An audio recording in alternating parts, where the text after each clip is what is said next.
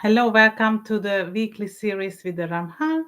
And in that, we're going to continue for the weekly portion of Vayechi. And this is the last portion in the book of Bereshit. So we are finishing the seed level in this with this portion. And next week, we're going to go to a different book that we are going to another Sephira. ויחי יעקב בארץ מצרים 17 שנה, ויהי ימי יעקב שנה, חייו 7 שנים ו40 ו100 שנה. And Jacob lived in the land of Egypt 17 years. So the days of Jacob, the years of his life, were the 147 years. So Jacob's life, this could have been omitted. So we're having here a repetition, the sentence repeating the how many years Jacob lived. So in our life we have days, obviously, that we are counting and telling the good and the bad things that it's happening. So we find good things and also bad things that happening with us both. So this mixture is giving us basically our lives, right? It's not always good, it's not always bad, it's a mixture. So the Torah explains that for the righteous, their days only consist of good things. So this means that despite their challenges, and also Jacob had many, which they handle as part of their tikkun, they see everything from a positive perspective. They don't view things as negative, but rather they have the frame of everything as a positive one, even if it's showing to the others as a negative. We can adopt this mindset to ourselves as well. Okay, so we can try to internalize it by our everyday life. So by doing so, we don't allow the adversary or the negative side to dare with us. We can decide to interpret everything that comes our way as a good things.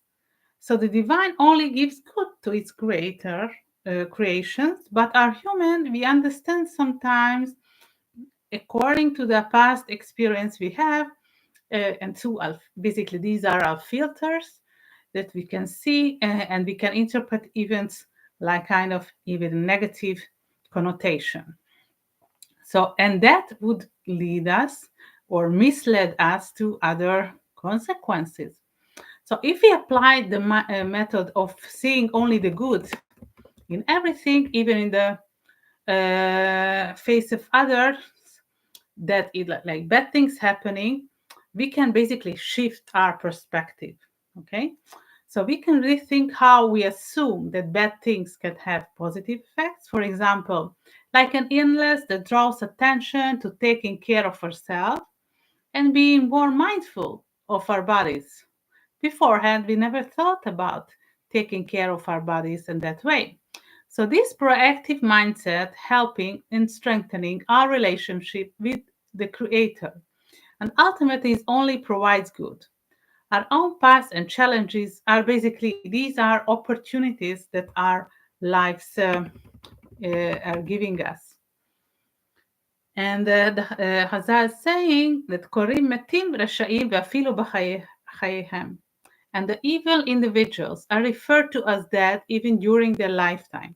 So those who act selfishly and won't be able to connect with the Creator, well, these is wicked people may enjoy the physical pleasure that life offers. So this existence is insubstantial and serving only the bodily, the physical pleasures, and it is lasting only a limited time, 120 years. But our soul, the other hand, are eternal, and will face challenges in another body. If we didn't address them in this life, we can carry them over the next lifetime. But then the same challenge will be wrapped in a difficult situation. So it is possible that one may face a difficult physical life, but spiritually is pure and will have a close connection with the Creator. So give the righteous the life that is truly in his spiritual sense. So this spiritual life transcends the physical and providing a deeper and more meaningful existence. So through the spiritual upper spheres, we can make it manifested in the physicality. אשר יעשה אותם האדם וחיה בהם, אני השם. And the mind audiences with a man do, you shall live by them, and I am the God. The days of life clearly mean only the soul and not the physical pleasures of the body. Thus, we can say that the days of Jacob's life as a tzaddik serve to connect to his soul. So, despite of many hardships that he endured through his lifetime, so he is still like a tzaddik, and he is seeing everything through the goodness. וירא ישראל את בני יוסף ויאמר מי אלו? And Israel behold Joseph's sons and said, who are these?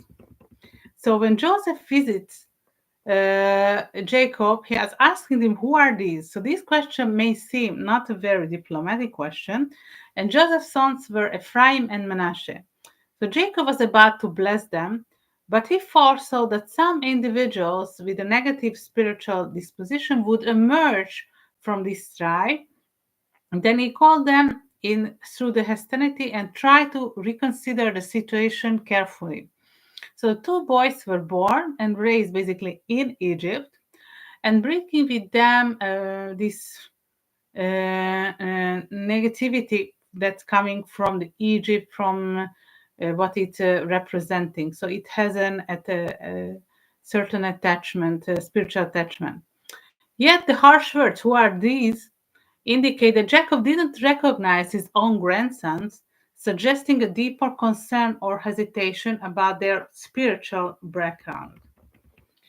מן הדרך אשר ציוויתם עשו להם עגל מסכה וישתחוו לו ויזבחו לו ויאמרו אלו אלוהיך ישראל אשר העלוך מארץ מצרים. They have turned aside quickly out of the way which I commanded them. They have made them a molded calf and have worshipped it and have sacrificed into it and said, this is the God, O Israel, which brought them up out of the land of Egypt.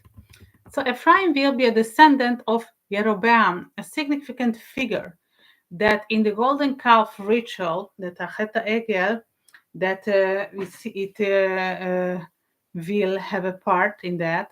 Here the Egyptian genes are being to influence. The entire golden calf worship, this idolatry, is entirely contrary to the Jewish religion, disrupting the unity between the divine and the Jewish people. So it introduces the doubt that the divine is controlling everything because they are making the idol worship by that. So Jacob pointed how the blessed of Joseph's children give these circumstances. In response, Joseph saying, these were given to me by the divine, indicating a profound spiritual conversation that will take place right now. Dispelling this uncertainty, Joseph explains that this is the past and the doubters will always exist. Their task is to improve, and the process as part of the tikkun. Okay, this is the spiritual conversation that they have. So regarding the question, if mi ele, what are these? Joseph's spiritual message is that Elohim, the perfect name of the divine, is always present. There will always be those who trigger and making doubts, but ultimately through them the process became better and more perfect. So this is also part of the plan. ויקרא יעקב אל בניו ויאמר האספו ויגדע לכם את אשר ויקרא אתכם באחרית הימים. And Jacob called into his sons, saying, gather yourself together, that I may tell you that which shall before you in the end of days. Jacob, our patriarch, blesses his sons before his death and deemed it important to reveal to them. When the ultimate redemption would occur, this was done to prepare for it. However, this was a mistake, basically. It is beneficial to know when a certain things will happen, obviously. Our attitude should always be to give our maximum and all our effort to do everything with our power, with everyone's of our strength through the individual and the mitzvot or the good deeds that we are doing. we should strive to bring the redemption closer by each of our actions. So if we know it won't happen now, we may become like lazy and and thinking why exert this effort, the final redemption won't come in our generation. Why should I do extra things? So sometimes it is better not to know exactly when the certain events will occur, right? Because it will give us a disappointment. Um, and the end of days, Baharit Hayamim, suggests the end of the era. The divine providence would have shown the right time for the redemption, but Jacob wanted to reveal to his sons. However, he realized it wouldn't be good for them to know when he tried to disclose it that there was an intervention, and the sons didn't understand this message that we have here. יקבצו ושמעו בני יעקב ושמעו אל ישראל אביכם. Assemble yourself and your sons of Jacob and hearken into Israel your father. The reason they had to gather is that Jacob's sons assumed that their father's soul had already departed the body, and they didn't quite understand what he was trying to say. This was basically a misunderstanding, and however, the perplexing word of their effect, they continued to live their lives as they wish through the um, altering piece of the information. So in the text, we encounter Jacob's first and then this name Israel. Jacob receives this name Israel in the struggle with an angel when he defeats the opponent. The transition from Jacob to Israel, it is symbolizing a spiritual ascent. So the first part of the sentence refers to Jacob, who decided to reveal the days of redemption to them, being on a spiritual lower level. Then he realized it was premature to disclose this information and abandoned his attention and continued as Israel. Veshamu el Israel avichem. Listen to Israel, your father. Let this be a mindset change for the weak to view everything from a positive side. Even if something doesn't seem so good, we find something positive in it. So recognize that it was the path leading to it.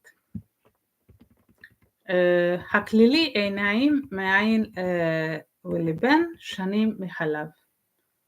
Jacob blesses Yehuda here. Yeah. And this is how it is ending the parasha. So that was about the Vayechi. And we just finished the first book of Bereshit, and see you in the Shmot in the second book of Moses. Thank you. Bye bye.